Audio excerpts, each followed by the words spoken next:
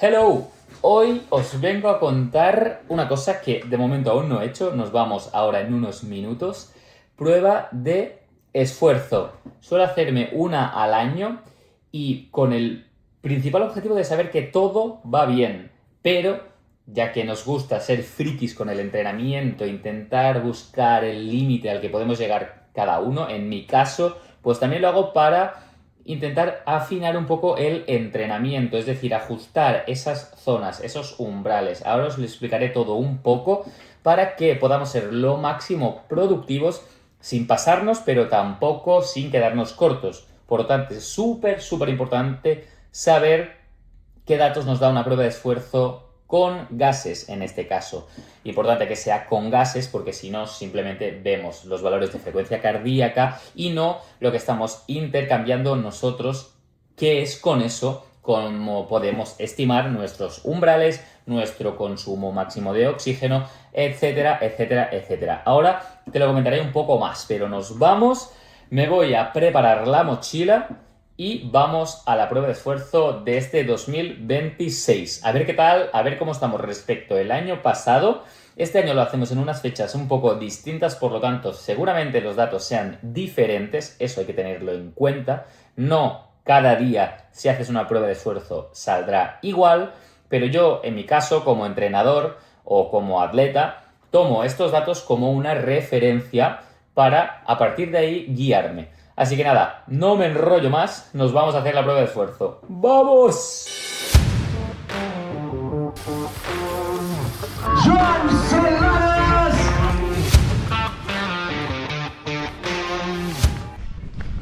La madre que los parió.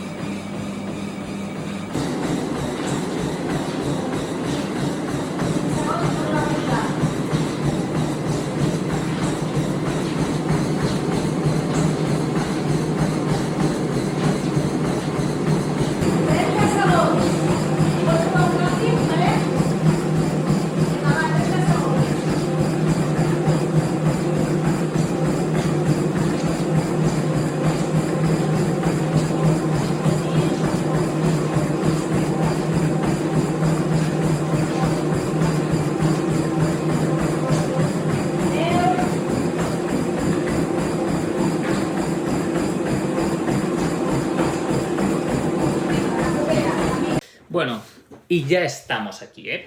Y básicamente ahora viene la parte interesante del vídeo. Te voy a explicar por qué me he hecho una prueba de esfuerzo, qué información te da, porque realmente no únicamente sirve para lo más importante que considero yo, que es el hecho de saber que fisiológicamente a nivel cardíaco está todo correcto. Cuando hacemos ejercicio de alta intensidad es súper importante saber que, pues, todos los tornillos están bien apretados, todo no va a fallar y no vamos a tener ningún problema, porque lo que en el coche podría ser que a lo mejor falle una bujía o un algo, en tu cuerpo puede ser que a lo mejor te pase un problema un poco más grave. Por lo tanto, punto número 1, sirve para ver si estamos saludables o no para la práctica deportiva. Yo intento ir un poco más allá buscando el tema del rendimiento, porque una prueba de esfuerzo es una herramienta brutal para entrenar con mucha más precisión. Y aquí voy ahora un poco a explicarte los resultados que yo he obtenido.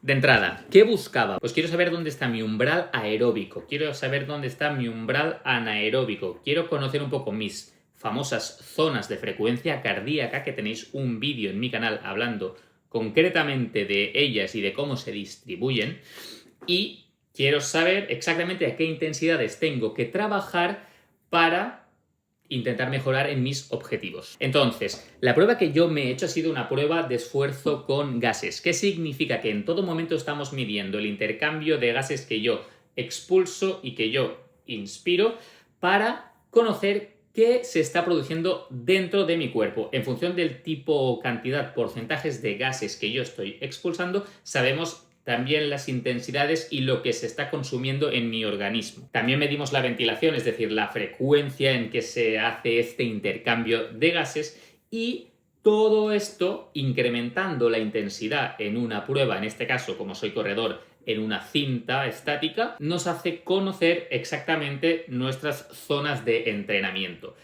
Principalmente, y lo que a mí me interesaba, el primer umbral y el segundo umbral. Sabemos que en la zona del primer umbral, justo antes, estamos trabajando la base aeróbica, la famosa base aeróbica, lo que yo realmente necesito trabajar para aguantar horas y horas en la montaña corriendo, que es el objetivo principal de las competiciones que yo me planteo. Y conociendo el segundo umbral, sabemos cuál es nuestro techo, a partir del cual ya somos energéticamente cero eficientes. Si cruzamos esa línea, iremos para abajo. Y ahora te lo justificaré porque hay un ejemplo muy claro de mi última carrera, la Maratón de Barcelona, en la que corrí a umbral, y por eso, si mides bien estas intensidades, no te vas a pasar. Por eso es tan importante la prueba de esfuerzo. Entonces, ¿cuáles han sido mis resultados? Pues básicamente aquí tenemos el informe médico. Realmente estas partes solo dan información de mi estado, cómo estoy a nivel físico, de si tengo alguna descompensación. También valoran el peso, valoran mi composición corporal, cosa que es importante. En función del peso también nos varía el resultado de VO2 max, famoso, ¿vale? Cuanto menos pesas, mayor es tu VO2 max. Por norma general, básicamente es como si yo corro con una mochila o si yo me quito esa mochila. Es decir, si yo corro sin mochila, seguramente me será mucho más fácil correr. Por lo tanto, si yo corro sin esos kilos extra, los kilos que no son útiles, es decir, de grasa que está acumulada en zonas innecesarias, eso hará que yo pueda correr más rápido y más tiempo. Pero los kilos que no son útiles, no se vale perder peso a toda costa y perder masa muscular, que al final es la que nos hace movernos hacia adelante. Y ya no me enrollo más, vamos a hablar un poco de la prueba de esfuerzo en sí y de cómo salió, ¿ok? Aquí tenemos varias gráficas en diferentes momentos de la prueba, que duró 18 minutos, ¿vale? Y consistía en correr a una velocidad de 8 km por hora inicialmente, y cada minuto incrementábamos 1 km por hora. Por lo tanto, es una prueba incremental que, al ir aumentando la intensidad, le va aumentando la exigencia a nuestro organismo, vamos viendo cómo se comporta mi frecuencia cardíaca y los gases que yo voy expulsando y esa frecuencia, esa ventilación. Entonces, te comento los resultados, ¿vale? De entrada salieron un primer umbral automático calculado por la máquina que tuvimos que debatir, y un segundo umbral en estos puntos, ¿vale? Veis que tengo aquí una línea roja porque es el umbral que hemos visto luego más tarde con el doctor comentando la jugada, ¿vale? Y lo más interesante, o una de las cosas que yo estoy muy contentos, es también el resultado medido de VO2 max, 65,9.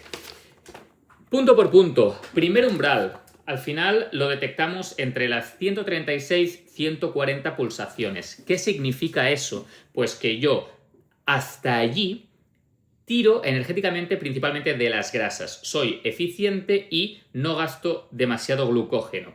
Entonces, yo si quiero correr una carrera de 100 kilómetros, lo que voy a hacer es intentar moverme en torno a esas intensidades, porque es donde voy a ser más eficiente. Si empiezo a cruzar, a pasarme de esas intensidades, voy a ir rascando, arañando poquito a poco energía que, si tampoco la voy reponiendo, se me va a acabar agotando. Entonces, aquí es donde yo soy un poco más eficiente. Claro, si queremos correr y correr rápido, acabamos cruzando estas intensidades. Sí, y hay un tiempo limitado que podemos estar por encima de estas intensidades. Pero por donde ya no vamos a ser nada eficientes es si cruzamos el segundo umbral. El segundo umbral lo tengo situado aquí, y este sí que se ve bastante fácil.